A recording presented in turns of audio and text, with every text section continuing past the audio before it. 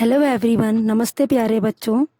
आज का मेरा टॉपिक है लेखांकन किसे कहते हैं, लेखांकन की विशेषता क्या है, लेखांकन का महत्व या लाभ क्या है। लेखांकन किसे कहा जाता है? लेखांकन एक ऐसी प्रक्रिया है जिसमें वित्तीय लेन देन एवं घटनाओं को प्रभावपूर्ण ढंग से मौद्रिक रूप में लिखा जाता है, वर्गीकृत किया जाता है एवं उसका सारांश तैयार करने का कार्य किया जाता है और उनके परिणामों के आधार पर निष्कर्ष निकाला जाता है।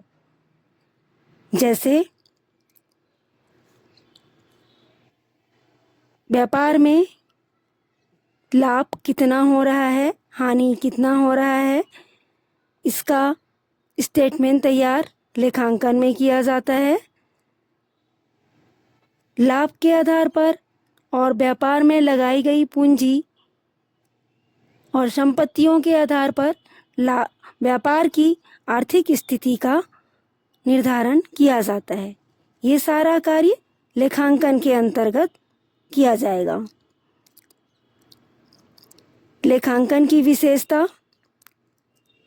लेखांकन की विशेषता, लेखांकन में वित्तीय लेन देन का संग्रहण किया जाता है। वित्तीय लेन देन का संग्रहण, इसका अभिप्राय है जैसे एक व्यापार को चलाने के लिए कितने का माल खरीदा गया, कितना माल बेचा गया, माल अंत में कितना बाकी है, आय कितना हुआ, व्यय कितना हुआ, इन सारे मदों का संग्रहण लेखांकन में किया जाता है। वर्गीकरण, लेन देन को विभिन्न श्रेणियों में वर्गीकृत किया जाता है। इसका अभिप्राय है क्रय अलग जगह पे लिखा जाएगा, विक्रय अलग जगह पे लिखा जाएगा, अलग स्थान पर लिखा जाएगा। उधार विक्रय का लेखा अलग किया जाएगा या नगद विक्रय का लेखा अलग किया जाएगा।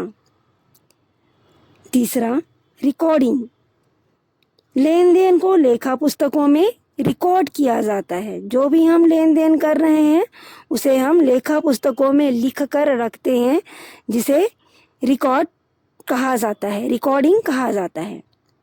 चौथा, विश्लेषण, लेखांकन में वित्तीय जो डाटा होते हैं उनको एनालाइज किया जाता है, विश्लेषण किया जाता है। व्याख्या, लेखांकन में वित्तीय परिणामों की व्याख्या की जाती है। वित्तीय परिणाम या तो लाभ हो सकता है या हानि हो सकता है। इन परिणामों की व्याख्या लेखांकन के अंतर्गत किया जाता है। रिपोर्टिंग, लेखांकन में वित्तीय रिपोर्ट तैयार किया जाता है।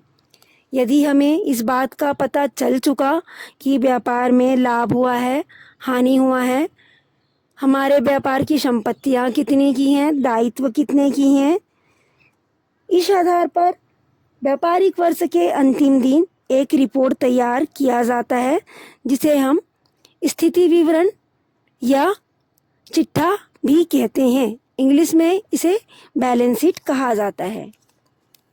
अगला पॉइंट है नियंत्रण। लेखांकन में वित्तीय गतिविधियों पर नियंत्रण रखा जाता है। यदि हम किसी भी रिकॉर्डों का लेखांकन कर रहे हैं तो उसके वित्तीय गतिविधियों पर कंट्रोल किया जा सकता है या नियंत्रण रखा जा सकता है। अगला पॉइंट है निर्णय लेने में मदद। लेखांकन व्यावसायिक निर्णय लेने में मदद करता है। इन विशेषताओं के माध्यम से हम इस निर्णय पर पहुंचते हैं कि लेखांकन व्यवसाय की वित्तीय स्थिति को समझने और नियंत्रित करने में मदद करता है। यह पुस्तपालन से कैसे अलग है? पुस्तपालन आप पहले भी पढ़ चुके हो। पुस्तपालन जहाँ पर खत्म होता है लेखांकन का प्रारंभ, वहीं प्रारंभ हो जाता है।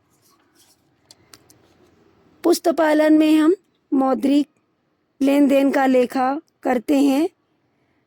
जैसे हमारे अकाउंट की बुक में जर्नल फर्स्ट प्रोसेस है, फिर हम उसको और खातों में पोस्टिंग करते हैं, फिर सहायक बहियों का तैयार करते हैं, तलपट बनाते हैं।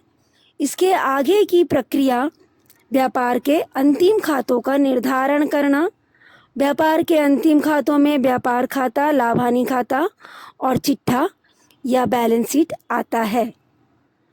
जब हमें व्यापार के बारे में सारी जानकारियां प्राप्त हो जाती हैं पुस्तपालन के माध्यम से, इस जानकारी के आधार पर हम एक लाभ हानि खाता तैयार करते हैं, जिससे व्यापार के शुद्ध लाभ या हानि का निर्धारण किया जा सकता है। व्यापारिक वर्ष के अंतिम दिन स्थिति विवरण का निर्माण किया जाता है, जो व्यापार की आर्थिक स्थिति का निर्धारण करते हैं कि व्यापारी ने कितने का पूंजी व्यापार में लगाया, उसे बाहरी पक्ष से कितना उधार खरीदना पड़ा, उसको लाभ हुआ व्यापार में या हानि हुआ, उसके पास संपत्तियां कितनी हैं, बैंक बैलेंस कितने हैं, कैश इन हैंड कितने हैं और अनबिका हुआ माल या स्टॉक जिसे कहा जाता है अंत में कितना बाकी है। इन सारे आर्थिक स्थितियों का